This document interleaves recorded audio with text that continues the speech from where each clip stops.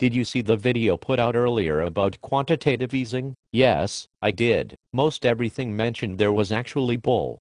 Quantitative easing is a useful tool that is economically sound in certain situations.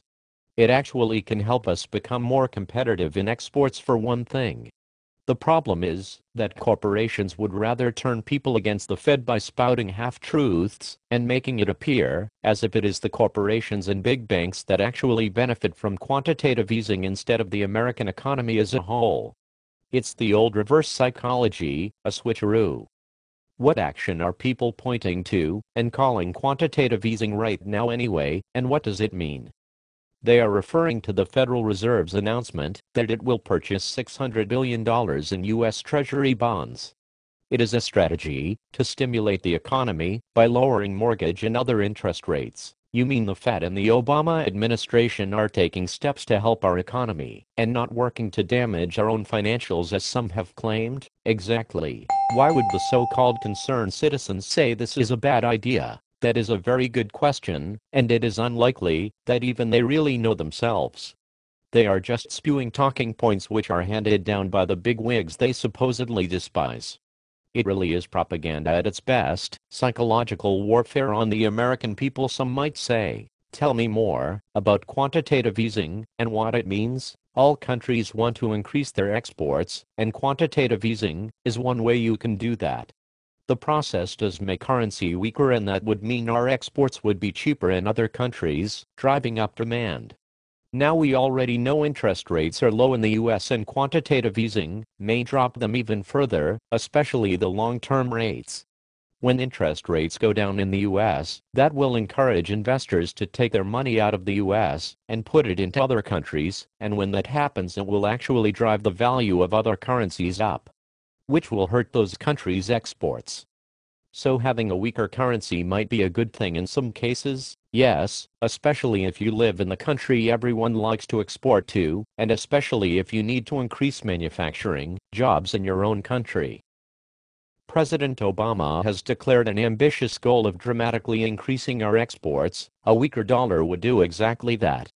It would help boost our exports, and it is going to increase the number of jobs in export-driven sectors in the United States, which means there are going to be more jobs in the manufacturing sector for things we make and export, because our exports are going to become cheaper in other countries. At the same time, our imports are going to get a little more expensive, so there will be less demand for imported products, and that will open up opportunities for American manufacturers. Oh, and don't forget, those guys will be able to invest in their own businesses more easily, because our long-term rates will be going down due to the quantitative easing. What about inflation? The risk of significant inflation is negligible. However, it is a great way to scare the American people and to keep us in line. Interesting, but won't this quantitative easing raise the value of the Chinese currency, and isn't that a bad thing for the US? Unlikely. The Chinese currency actually doesn't float against the dollar because the Chinese government intervenes to keep the value of the yuan fixed. In other words, they keep their currency weak to boost exports. Sound familiar? Well, I'm still not sure if this is the right thing to do or not, but we are still in a crisis, so taking some action to help, even with a slight risk of some inflation, seems smarter than just letting the economy flail around for another couple of years. It seems to me the government is working to strengthen our economy, while corporate interests take pot shots at the Fed, hoping for reductions in the Fed's power or even its demise. By the way, you said on another video that everything costs more than a year ago. Why did you say that? That wasn't me, it was my evil twin. He is a pathological liar and spends all of his time propagandizing for the right wing and corporate interests.